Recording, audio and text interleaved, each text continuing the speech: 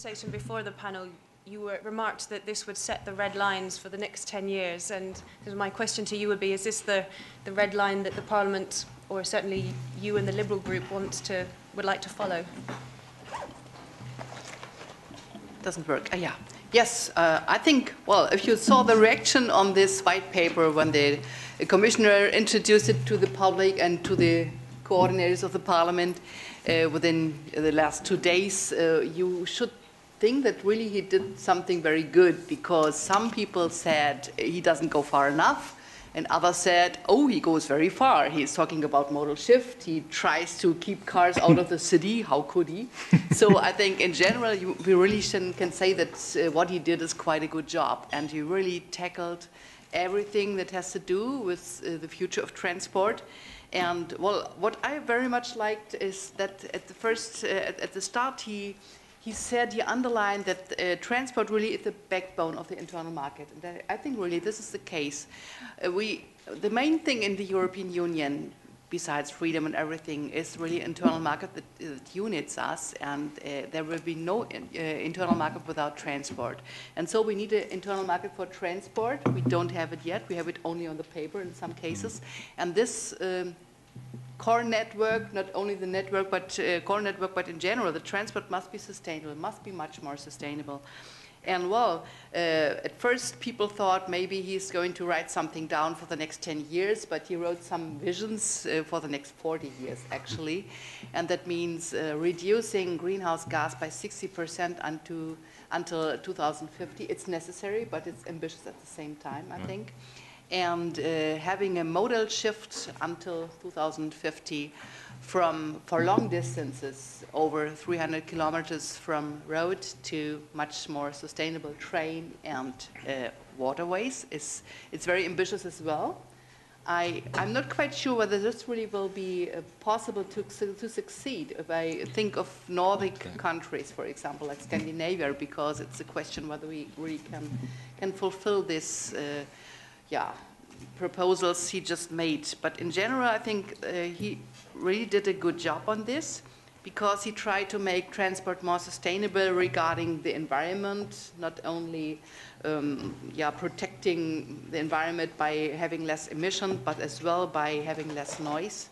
And he tries to find out how can the economy be more efficient. That's very important as well. How can small and medium enterprises take part in this development? I think it's really very important, because small and medium enterprises, they run the business, the transport business, and they of course must be able to take part and to follow this line. And he's talking about people. We have a demographic change, you know that, and we must have the possibility for elder people to have access to all modes of transport, to have passenger rights, to be safe and secure. Everything is really touched in this white book. And so I think it's quite a good thing what he did. Well, we are very eager to see as a parliament how all those things will come true, how those 40 steps he talked about already will be done in future. Of course, we try to follow the line as far as possible.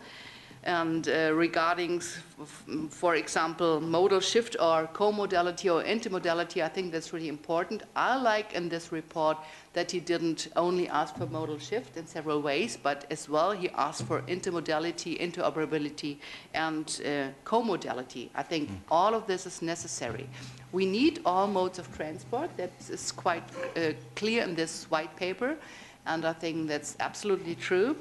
We have to develop all modes of transport to be, to be more efficient, to have other engines, for example, to be more efficient in a way like, for example, single European sky, to have shorter ways to go. By this, to need less costs and less fuel and everything. We must look for for a replacement of the fuel for an independency of oil. That's completely right. We have to look for cleaner cars, for cleaner and smaller cars. Well, I'm not quite sure whether it will be really possible to have no cars anymore in the cities by 2050. Of course, in the urban mobility, we have a big challenge and a big possibility to have much more public transport that will be more sustainable and to have a better solution. It's different with long distance transport. You mentioned it already, and it's of course true. For example, if we are talking about e-mobility right now, since Fukushima happened, we have to think about well, where does the e-mobility get its current from? Is it nuclear energy that always was said to be clean, or is it something else? So altogether, I think it's a good thing what he did, and including with intelligent transport system, it will be a good, a good conclusion just to work on this paper. Thank you very much. Well, a positive verdict from my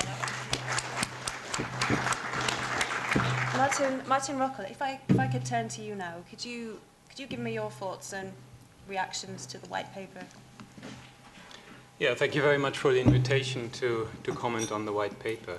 I was quite amused to hear that the Commissioner is now under attack from people who think he wants to forbid them to drive cars, which of course is nonsense, but also because from the European Climate Foundation's perspective, I think we welcome the paper, but in general, I think it lacks still ambition and concreteness in many areas, and I'll try to go in a bit more detail in a minute. Let me start with the good points. I mean, clearly to speak out now on saying we need to shift from road to rail, both in freight transport and passenger transport, makes a lot of sense. Also, this idea of phasing out the conventional cars in cities is an enormous vision. I mean, that's not only on pollution and CO2 emissions, it would also change our cities from the noise perspective completely, which is an amazing thing to think about. You know, to make the polluters pay and the user pays principle stronger. All of these things are good ideas. I'm having a bit of a problem here on the question of how concrete does that get? You know, on the modal shifter, for example, how much is that the competency of the European Union? If so, where will it get concrete? Will we see, for example, in the next period of the budget, structural cohesion funds, a major shift of the spending away from roads to rails or not? And I would have wished that the white paper would have been a bit more concrete in pointing out these points, which sometimes hurt and which, of course, would also create some resistance. Now, let me look at the level of ambition. Minus 60% from 1990 levels, minus 70% from today. That's not bad, but from somebody who works on climate issues on a daily basis, is not enough. I mean, we have quite a mode of climate skepticism going around Europe, but frankly speaking, for somebody like me who deals with the issue on a daily basis, who talks to scientists on a weekly basis, we're not moving fast enough at all. And what we're hearing from the serious scientific community is you're actually underestimating the challenge in front of you and the speed with which climate change is going forward. Now, if we are serious with the ambitions for Europe between 80 and 95%, road transport needs to basically fully decarbonize by 2020 and air and sea between 50 and 60%. So in comparison to that, I think the level of ambition is not high enough. But what is more worrisome to me is, and correct me if I've misunderstood that, but it seems like you have the ambition, you do the first third in the coming 20 years, and then more than 2/3 in between 2030 and 2050. And I'll come back to that later on, because it seems to postpone the action a little bit to the vision of then the new technology solving everything for us. And I think we need to be very, very careful on that. Let me come to one example on which I would like to make this clear. Passenger vehicles. We are very intensively dealing with this. You all know there's the directive for CO2 emissions on cars, 130 grams as a target for 2050, now legally binding. If we want to reach what we need for climate reasons, for oil as well, for innovation reasons, we need to prescribe a path towards zero CO2 emissions by 2050. We won't overdo it. I think that would be an extremely important signal, and also describing that legally towards the entire industry that we need to land there. And I think there the paper is completely non-concrete. What about the 95 grams that we have in the legislation now for 2020, 95 grams per kilometer CO2 emissions in the fleet average? What about a new target 5 years or 10 years later that really brings us to the road towards zero CO2 emissions? Now, is this possible?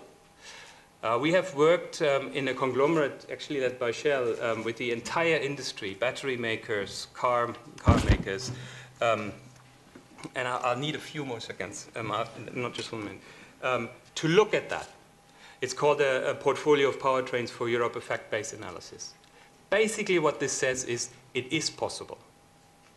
Some of the key conclusions of that is we have by 2050 to expect similar costs for fuel cell electric vehicles, battery electric vehicles, and the internal combustion engine. Now, this is all based on industry data. It's not at all coming from us. Problem will be the battery electric vehicle will have a limited driving range for the time to come. Fuel cell cars are back as an option. The technology has gotten much more ripe than we have seen in the last 10 years. Now, what is really interesting in that study is that it says the infrastructure costs are at the end not prohibitive. If you have overcome the initial hurdle, it will make maximum 10% for battery electric vehicles and fuel cell electric vehicles. That means the trap that we have in the moment, that we cannot really decide which technology will show us the way into the future, it's very difficult to say. We could actually say let's both develop both technologies in parallel. Now, if you allow me just 2 minutes to go over time, because I think for me, the really interesting question which we need to address is what is the constructive combination of the debate on fuel efficiency legislation, CO2 emissions of cars, and future technologies. Because obviously, we will need future technologies to reach zero CO2 emissions. Now, a non-constructive way of go forward, from my point of view, is to say, let's not think about fuel efficiency legislation because anyway we'll have in the future these wonderful technologies, they solve it all. That's already not possible because CO2 is accumulative and we need to take care of the next 20 years as well. The internal combustion engine will be with us globally for the next 30, 40, even 50 years. So we'll need to work on that. And it totally underestimates, of course, such an argumentation also the possibilities of internal combustion engines to reduce CO2 emissions. We estimate with the studies we're working on in the moment that the normal car today can still be made 50% more efficient. And we need to do that as fast as possible. Now, as I said already, at the same time, if we want to reach zero emissions by 2050, we need to introduce new technologies. And that is the stringent fuel efficiency legislation, of course, is a good incentive to develop those, but it will not be enough. We have cost gaps, for example, in the fuel cell electric vehicle technology of about 200 billion euros in the next 30 years until the thing becomes economically feasible. That's not so much, by the way, but it's there. So society needs to think of where to kickstart in which form with the right form of help or subsidies these new technologies.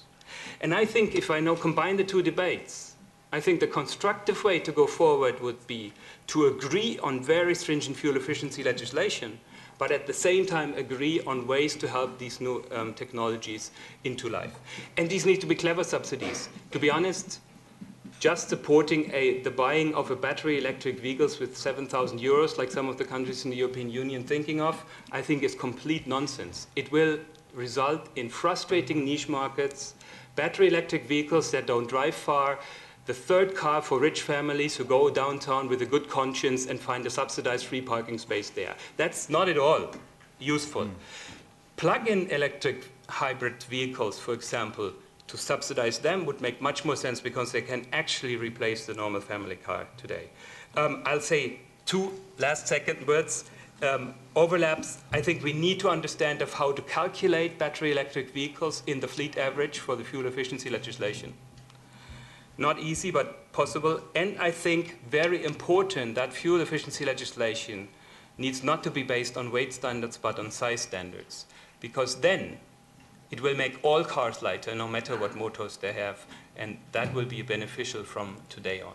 Thank you very much, and sorry, thank you for the time. Thank you. Well, I think the discussion on technology leads us in nicely to our last speaker, Richard Ohlmeyer, who works for a company that's already investing in some of the new green technologies. So please, could you give us your perspective on the white paper and how you see it?